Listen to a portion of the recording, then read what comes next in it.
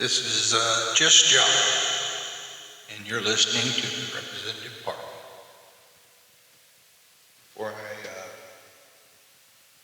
Before I continue on, I want you know that opening song was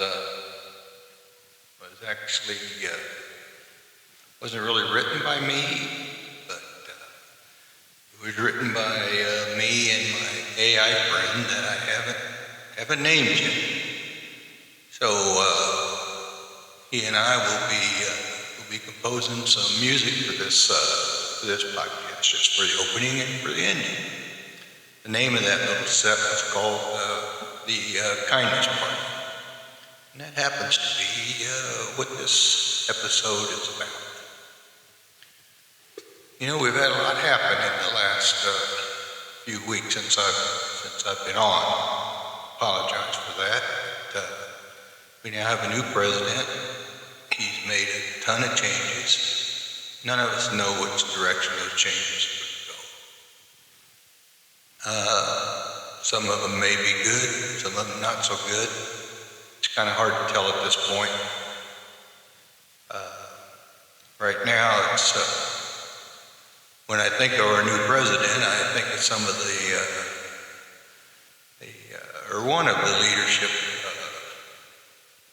one of the leadership lessons that I learned many years ago, and that was not to jump into things and change things just because the guy before you had it going. The previous president did the same thing. Just undid everything, and this particular president we have right now is doing the same thing. I know he's trying to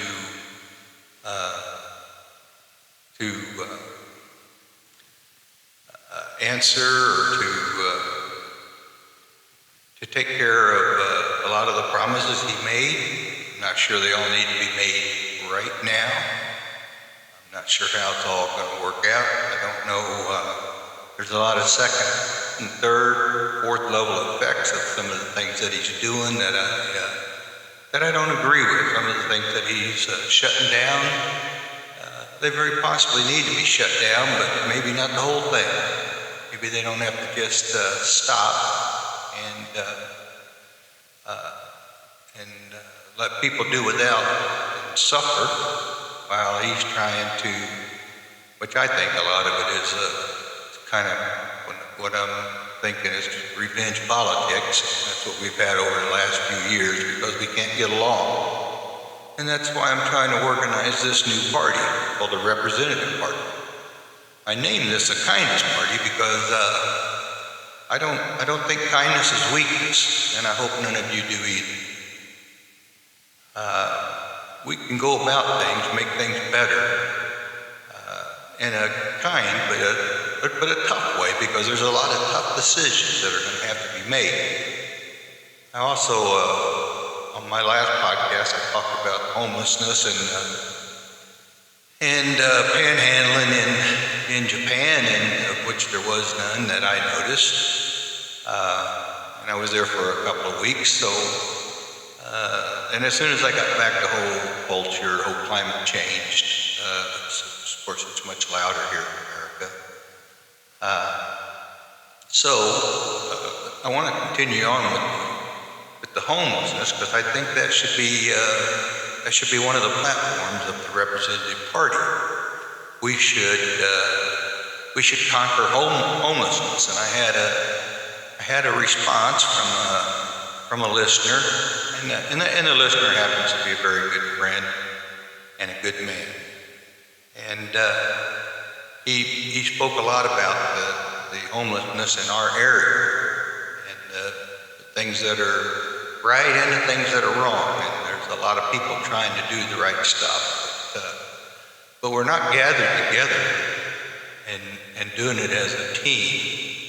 And then somehow we have to get people off the streets. It's very cold right now, so it's even more important.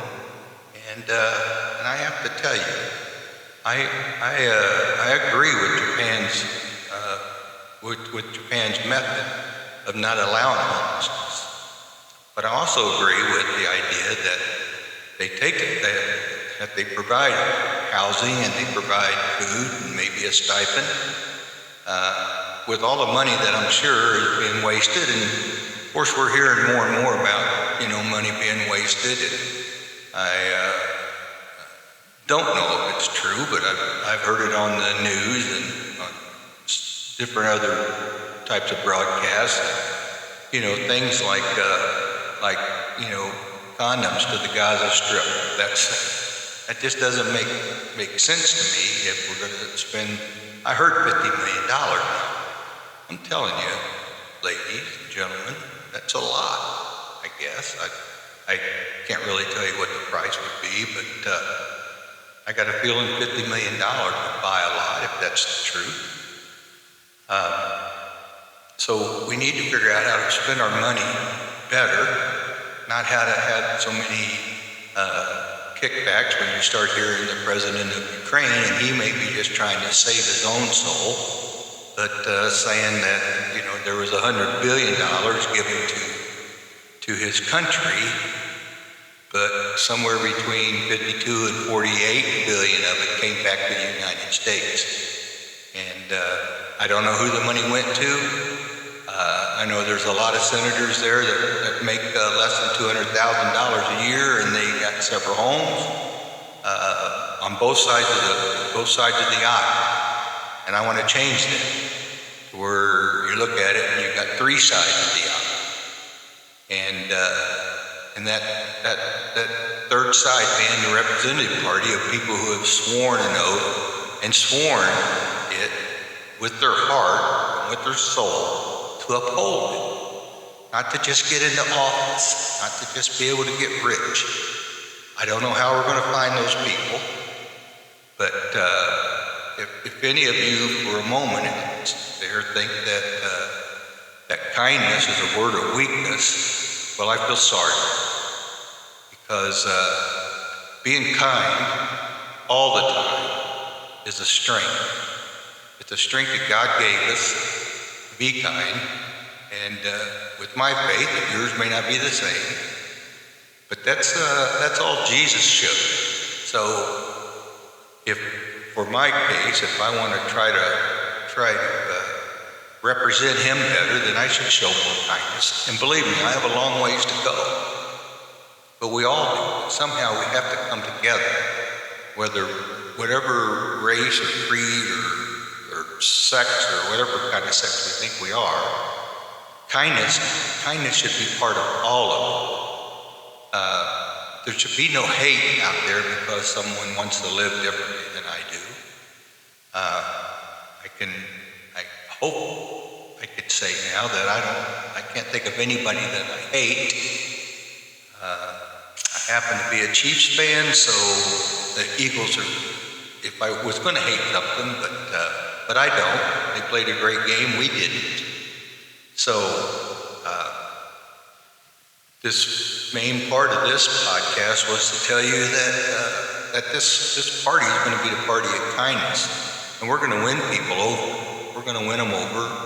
We're going to win them over by doing the right thing, by being honest, by working in term limits and getting rid of the swamp dwellers that we have in Washington right now. I know that's going to be hard. There's an organization called I think it's called the Constitution of States, something like that. And they're trying to make that happen, but you got to get 35 states to actually put time limits on the ballot. And I'm told they have about 19 or 20, but those could be people just trying to get elected. To actually get people to vote themselves out of a job, that's going to be impossible. And then when you have a job that you can give yourself a raise, why would you do that? Well, the only way to do it is to start a new party. And that party's got to be started with people like us. It's got to be started. We can't buy a party. We don't have the several $1 million that it takes to start a party, as I did a little research on it. And I mean, I know I don't. I don't know anybody who's listening to this that would offer up that kind of money. And I wouldn't want that money, because I don't want money to be what drives us to serve our country.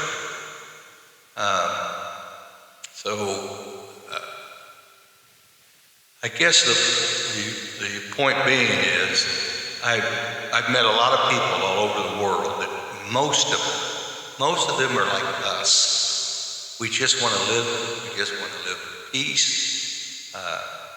But the only way we're going to live in peace is peace through strength.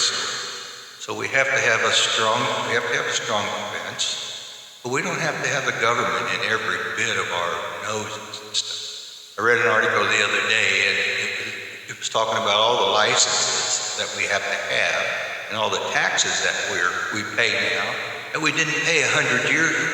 Well, how'd the government get along 100 years ago? One thing is, generally, I guess, maybe so many of the representatives and stuff weren't millionaires and just go there to get money. You know, maybe there were a lot of them that actually wanted to serve their community, and that's what we're looking for. We're looking for folks who want to serve. Now,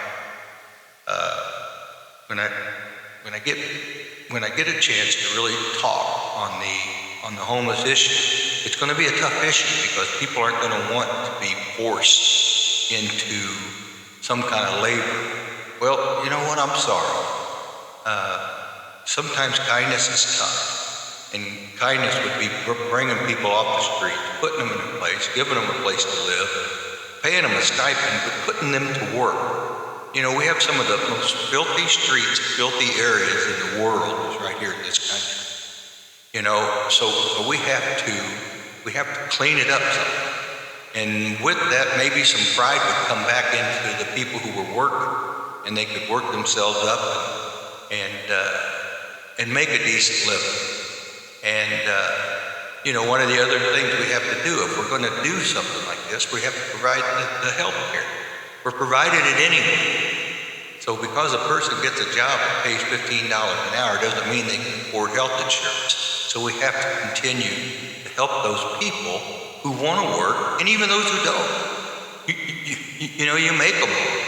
And if you don't, I don't have an answer. And I know the idea of putting people in jail because they just don't want to work. You know, I'm not a fan of that, but I'm not a fan of letting them starve on the street either.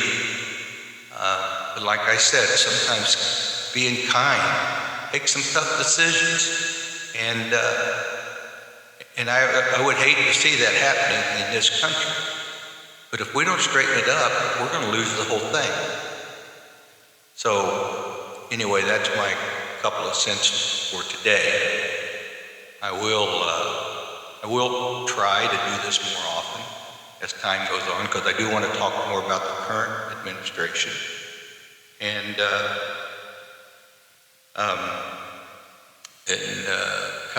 kind of the pros and cons of what he's doing. I personally don't care a lot for the guy. I think he's not a nice man. I think he's like a bully that now he has the basketball, so we're going to play by his rules, or you're not going to get to play. That's absolutely no sign of a leader. You know, leaders lead, and they lead by example, and I don't see an example from him any place. And that's going to get a lot of that I've just served a couple of weeks with. Matter of fact, I've been gone for a couple of weeks doing some stuff for the military, and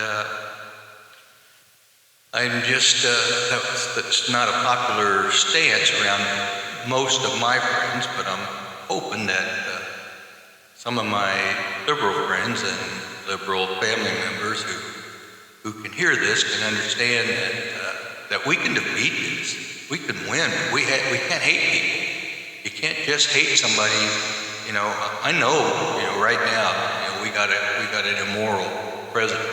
Okay, I mean, and for us to give him a pass, just like we gave Bill Clinton a pass back several years ago, and I think as things unfold, we're going to look around and see that we've really given a lot of passes to the last few presidents. And so we need to look deeper into that and find the people who want to serve, who want to really serve in their capacity, regardless of what their religion is. We need all the people to be involved.